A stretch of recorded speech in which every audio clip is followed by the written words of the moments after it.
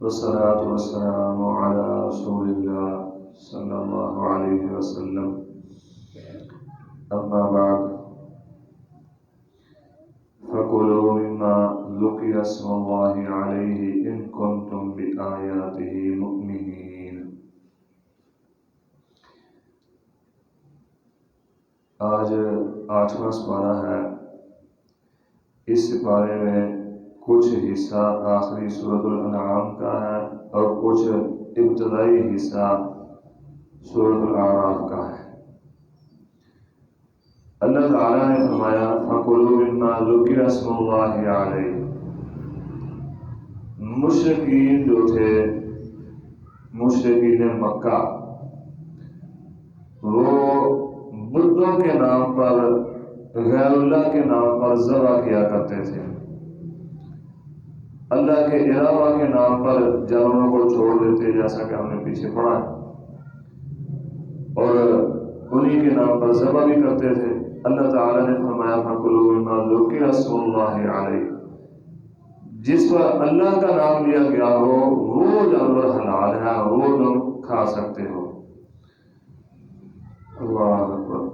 اب فَكُلُوا مِمَّا ذُكِرَ اسْمُ اللَّهِ عَلَيْهِ سے بعض الناس کہتے ہیں دیکھو جی، جس پر اللہ کا نام لیا گیا ہو، اللہ کا ذکر کیا گیا ہو وہ حلال ہے، تو قرآن بھی اللہ کا ذکر ہے، تو معلوم ہوا قرآن پڑھ کر ختم دلا کر کھانا یہ بھی جائز ہے۔ تو میں ان کی خدمت میں یہ عرض کروں گا کہ آپ نبی صلی اللہ علیہ وسلم سے زیادہ سمجھدار نہیں ہیں۔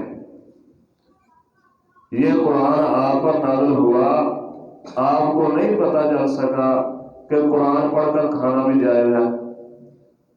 نبی صلی اللہ علیہ وسلم کو اس بات کا علم نہیں ہو سکا، اس بات کا آپ کو علم ہوا کہ قرآن اس طرح پڑھ کے کھانا جائز ہے، تو یہ بالکل غلط ہے۔ جو پڑھنا ہے وہ نبی صلی اللہ علیہ وسلم نے سکھایا۔ نماز پڑھنی ہے، حکم قرآن مجید میں ہے، لیکن پڑھنی کیسے ہے؟ نبی علیہ السلام نے سکھایا۔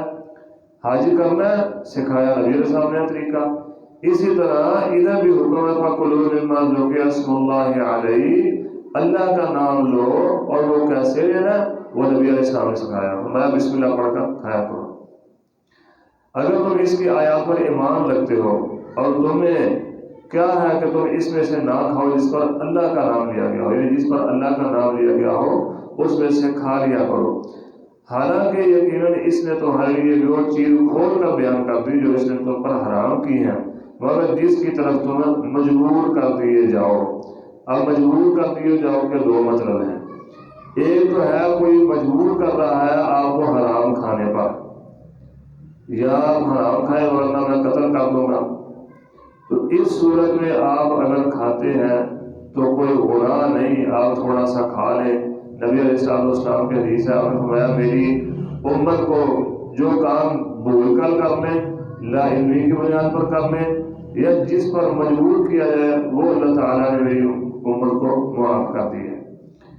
اور مجبوری کی دوسری صورت یہ بھی ہے، جیسا کہ پیچھے دوسرے سپارے میں سورۃ البقرہ میں بھی آیا ہے کہ اگر آپ کو بھوک کی اتنی شدت ہے کہ جان جانے کا خطرہ ہے اور حلال مل نہیں رہا، حرام مل رہا ہے، تو صرف اتنا آپ کھا سکتے ہیں جتنے سے آپ جان بچ جائے۔ حرام مردار کھا لیں، کوئی بھی حرام چیز ہے تو آپ اتنا کھا سکتے ہیں جس سے آپ کی جان بچ جائے، اس سے زیادہ حد سے تجاوز نہیں کرنا۔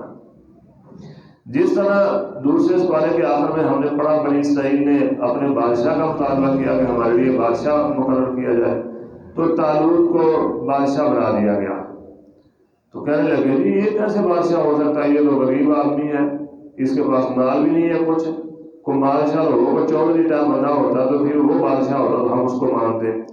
اسی طرح مشرکین مکہ بھی کہتے تھے کہ نبی وہ ہونا چاہیے وہ جو چودھری ہے، یہ غریب گھر کا آدمی، غریب بندہ ہے، اس کے پاس نہ کھانے کو کچھ نہ پینے کو کام سا بندہ ہے، یہ کیسے نبی ہوگا؟ نبی تو ہم میں سے کوئی ہونا چاہیے تھا، چودھری قسم کا بندہ۔ تو اللہ تعالیٰ نے فرمایا اللہ اعلم حیث یجعل رسالتہ، اللہ تعالیٰ زیادہ جانتا ہے کہ اس نے رسالت کے منصب پر کس کو بٹھانا ہے۔ تو تمہارے پاس کو دنیا کا مال ہے تو یہ مت سمجھو کہ ہم ہی حقدار ہیں اس کے، بلکہ یہ اللہ کو پتہ کون حقدار ہے۔ آگے مشرکین جو تھے وہ جو اللہ تعالیٰ نے ان کو رزق دیا تھا اس میں سے بتوں کے نام وقف کر دیتے تھے، جس طرح آج کل بھی لوگ کرتے ہیں۔ اپنی اولاد کو بھی وہ وقف کر دیتے تھے، یہ جی فلاں بت کے نام میرا بیٹا، یہ فلاں کے نام، یہ فلاں مجاور کے نام، یہ میرے جانور جو ہے فلاں مجاور کے نام۔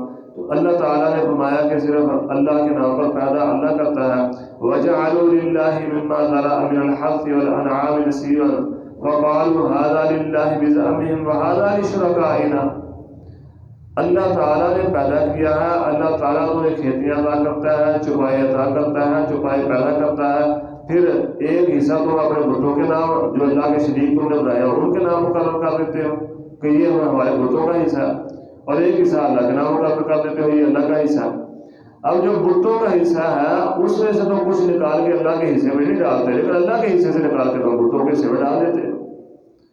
تو اس کا اللہ تعالیٰ نے رد کیا کہ یہ درست نہیں ہے، ایسا نہیں کرنا، صرف اللہ کے نام پہ دینا جو بھی دینا۔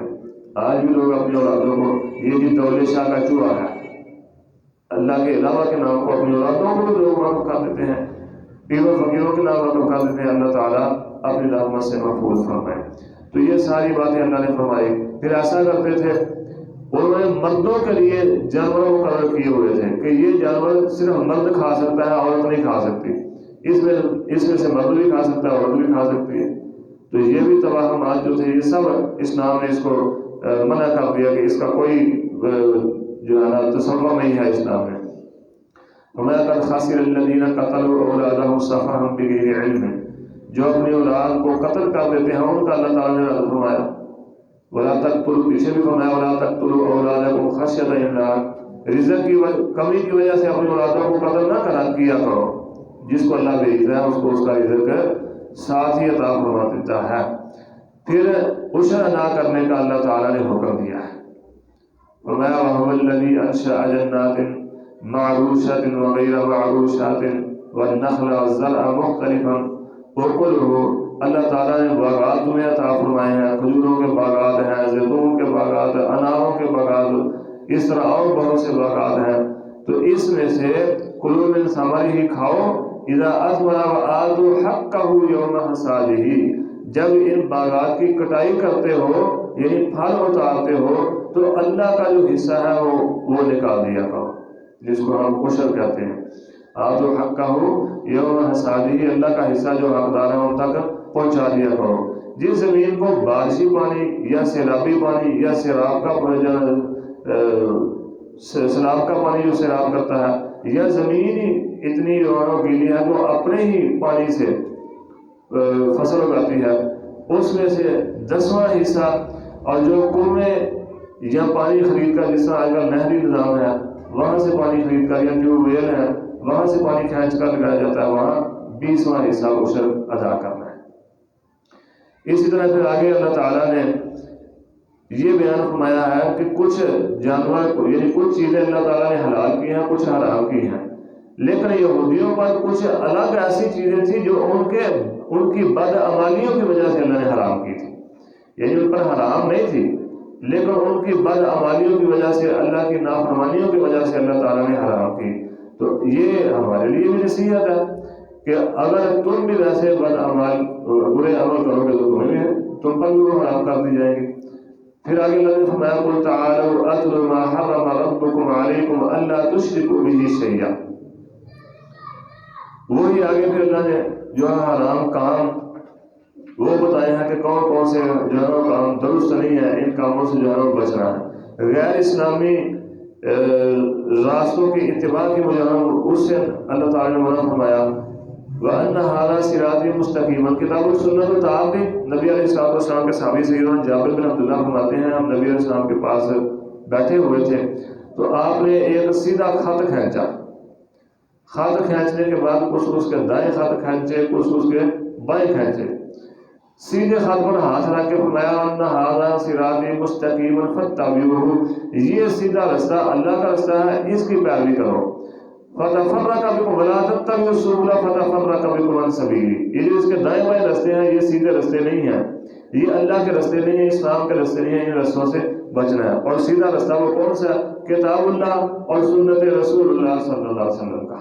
یہ دو راستے, ایک راستہ جو ہے, اور اس پر چلنے کے لیے ہمیں کتاب اللہ اور سنت رسول اللہ صلی اللہ علیہ وسلم کی ضرورت ہے.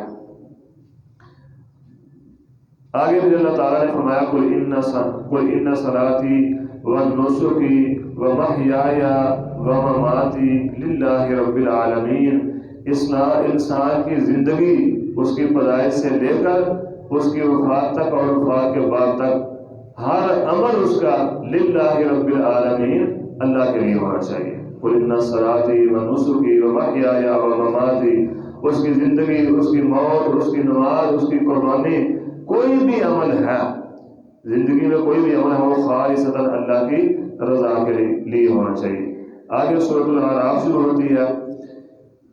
اس کا کچھ حصہ آخری سپارے میں ہے, کچھ حصہ 9ویں سپارے میں ہے. یہ مکی سورت ہے اور نبی صلی اللہ علیہ وسلم کی زندگی کے آخری ایام کا قرآن, جو ہجرت سے پہلے آخری ایام میں یہ نازل ہوئی تھی, یعنی ہجرت سے کچھ ہی وقت پہلے یہ سورت نازل ہوئی تھی.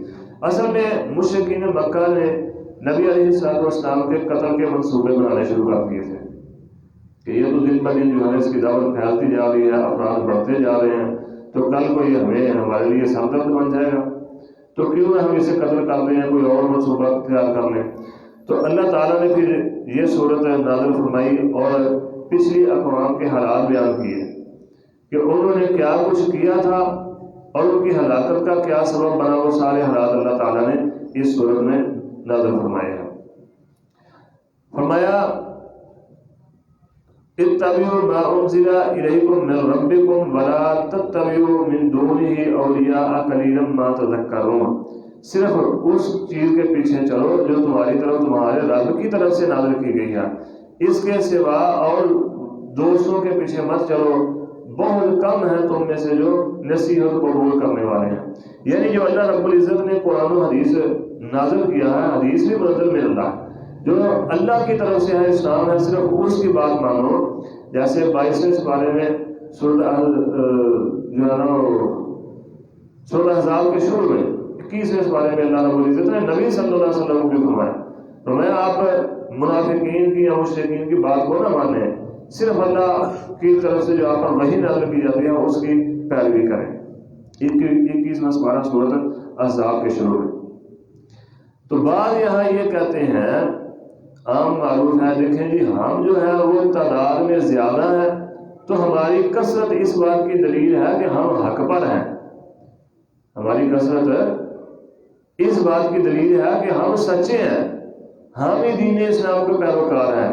اللہ تعالیٰ فرمائے قلیلا ما تذکرون, نصیحت قبول کرنے والے تھوڑے ہیں.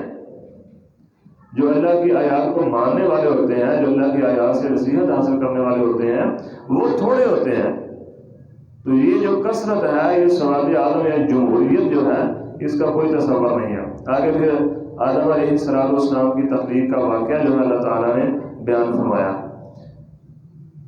پیچھے بھی پہلے سپارے میں بھی یہ بیان ہو چکا ہے. یہاں ایک بات یہ ہے کہ شیطان نے, ابلیس نے یہ کہا تھا, اللہ میں اس لیے اسے سجدہ نہیں کیا, میں اس سے بہتر ہوں, یہ مٹی سے پیدا ہوا ہے اور میں آگ سے پیدا ہوا ہوں. مٹی کو آپ اوپر اٹھا لیں تو مٹی نیچے کو آتی ہے, آگ کو آپ دبائیں تو اوپر کو جاتی ہے. تو یہ اس نے دلیل پیش کی تھی سجدہ نہ کرنے کی. تو اللہ تعالیٰ نے فرمایا کہ جاؤ میرے دربار سے دفع ہو جاؤ, نکل جاؤ یہاں سے. تو اس سے جو باتیں ہوئی سب جانتے ہیں. اس نے ایک بات یہ بھی کہی تھی, وَلَا تَجِدُ أَكْثَرَهُمْ شَاكِرِينَ, اللہ تو بہت زیادہ کو پائے گا وہ تیرا شکر نہیں کرنے والے ہوں گے. جو یہ کہتے ہیں کہ ہم زیادہ ہیں اس لیے ہم حق پر ہیں, تو یہ بات یاد رکھیں. شیطان نے کیا کہا تھا, اس نے کہا تھا ثُمَّ لَآتِيَنَّهُم مِّن بَيْنِ أَيْدِيهِمْ وَمِنْ خَلْفِهِمْ وَعَنْ أَيْمَانِهِمْ وَعَنْ شَمَائِلِهِمْ, میں ہر طرف سے ان کو گھیر لوں گا. وَلَا تَجِدُ أَكْثَرَهُمْ شَاكِرِينَ, اور بہت زیادہ ان میں سے جو ہے وہ ناشکرے ہوں گے, تیری فرما برداری نہ کرنے والے ہوں گے۔ معلوم ہوا جو زیادہ ہوتے ہیں دین کے معاملے میں، جو زیادہ ہوتے ہیں وہ اکثریت جو ہوتی ہے وہ دین سے دور ہی ہوتے ہیں۔ اللہ تعالیٰ ہمیں سمجھنے کی اور عمل کی توفیق عطا فرمائے۔ پھر آدم علیہ السلام کو جنت میں بھیج دیا گیا، وہاں جنت میں رہنے لگے، اللہ نے پھل سے منع کیا، یہ سارا واقعہ پیچھے بیان ہو چکا ہے۔ شیطان جو تھا ابلیس وہ آ گیا، آ کر جو ہے وہ جس درخت سے منع کیا گیا تھا اس کے متعلق کہنے لگا جی اگر آپ اس کا الم انہکما ان تلکما الشجرۃ واقل لکما ان الشیطان لکم عدو مبین، جب اس نے گمراہ کر دیا تو یہ اس نے جو گمراہ کرنے کے لیے یہ بات اس نے پیش کی تھی کہ آپ اگر اس کا پھل کھا لیں تو یا تو آپ فرشتے بن جائیں گے یا پھر آپ ہمیشہ ہمیشہ کے لیے جنت میں رہیں گے۔ فوسوس لهما الشیطان لیبدی لهما ما وري عنهما من سوآتهما وقال ما نهاكما ربكما عن هذه الشجرة إلا أن تكونا ملكين، اللہ نے اس لیے منع کیا کہ تم اگر یہ پھل کھا لو گے تو یا تو فرشتے بن جاؤ گے ملکین او تکونا من الخالدین، یا پھر ہمیشہ ہمیشہ جنت میں رہو گے۔ اب یہ دونوں باتیں ٹھیک تھی، اگر فرشتے بن جاتے تو پھر بھی فائدے کا سودا تھا، اگر ہمیشہ ہمیشہ کے لیے جنت ہوتی پھر بھی فائدے کا سودا تھا۔ تو اس کے بہکاوے میں آ کر پھل کھا لیا، اللہ تعالیٰ نے جنت کا لباس اتار دیا اور دنیا میں بھیج دیا، فرمایا آپ جو میری فرما برداری کر کے آئے گا وہی جنت میں جائے گا۔ آگے فرمایا یا بنی آدم قد انزلنا علیکم لباسا یواری سوآتکم وریشا ولباس التقوی، اے آدم کی اولاد بے شک ہم نے تمہارے لیے لباس اتارا ہے جو تمہاری شرمگاہوں کو چھپاتا ہے اور زینت اور تقوی کا لباس ہے۔ یعنی یہ انسانیت کا امتیاز ہے کہ وہ لباس پہننے والے ہوتے ہیں، اور جو لباس کی کیا تعریف ہے، وہ کپڑا جو آپ کی شرمگاہ کو بھی چھپائے اور آپ کے لیے زینت کا سبب بھی بنے۔ اب جو شرمگاہ کو نہیں چھپا رہا وہ کیسا لباس ہے؟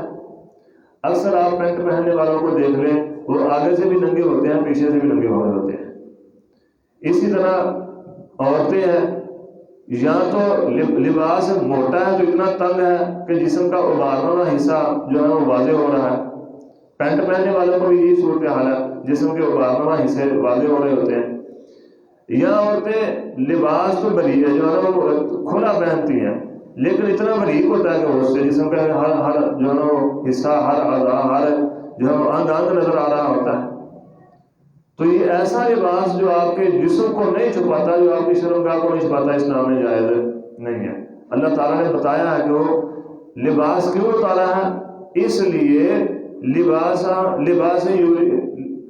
یا بنی آدم قد انزلنا علیکم لباسا یواری سوآتکم وریشا، شرمگاہ کو چھپانے والا ہے وہ لباس التقوی، اور تقوی والا لباس ہے جو ہمیں تقوی نہ سکھائے، جو ہمیں اللہ کی طرف، وہ لباس جو ہمیں اللہ کی طرف نہ لے جائے، جو ہمارے سطر کو نہ ڈھانپے، وہ لباس اسلام میں جائز نہیں ہے۔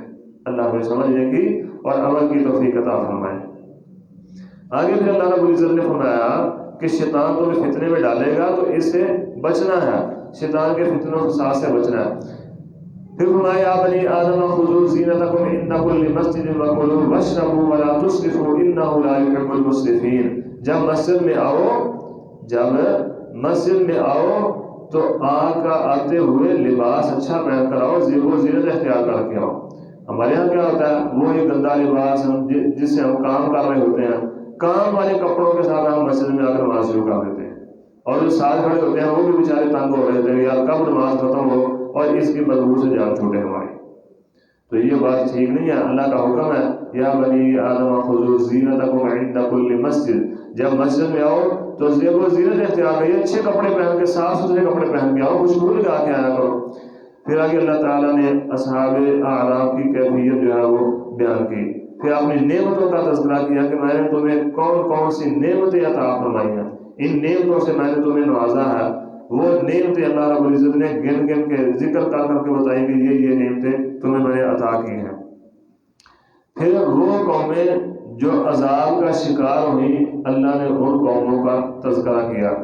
آ کر جو نبی تھے انہوں نے آ کر اپنی قوم کو دعوت دی کہ اللہ کی عبادت کرو، یا قوم اعبدوا اللہ، صرف اللہ کی عبادت کرو، قوم نے آگے سے صرف جھٹلایا ہی نہیں ہے کہ ہم نہیں مانتے، بلکہ قوم نے نبیوں کو کہا ہے کہ تم معاذ اللہ استغفر اللہ پاگل ہو گئے ہو، اپنے دین سے پھر گئے ہو، یا تو اپنے دین میں واپس آ جاؤ ورنہ ہم تمہیں یہاں سے نکال دیں گے یا کوئی اور تمہیں سزا دیں گے۔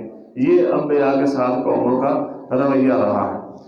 تو یہ اللہ نے تذکرہ کیا کہ کیا کیا اسباب تھے ان کی ہلاکت کے، اور کیا کس کس طرح اللہ نے ان کو ہلاک کیا۔ جیسا کہ نوح علیہ السلام کے متعلق پوری کی پوری قوم کو اللہ تعالیٰ نے غرق کر دیا، اور نوح علیہ السلام بھی اتنے تنگ آ چکے تھے کہ عرض کی اللہ ان کا ایک بھی باقی نہ چھوڑنا زمین پر۔ اب انشاءاللہ سورۃ نوح میں اس کا بھی ذکر آئے گا۔ اللہ ہمیں سمجھنے کی اور عمل کی توفیق عطا فرمائے۔ اللہ ہر وہ کام کرنے کی جس سے ہمارا مالک ہم سے راضی ہو جائے، اور ہر اس کام سے بچنے کی اللہ توفیق عطا فرمائے جس سے اللہ ناراض ہوتا ہے، اور جو پہلی قوموں کی ہلاکت اور ان پر عذاب کا سبب بنا ہے۔ آمین۔ سبحان ربک رب العزت عما یصفون وسلام علی المرسلین والحمد للہ رب العالمین۔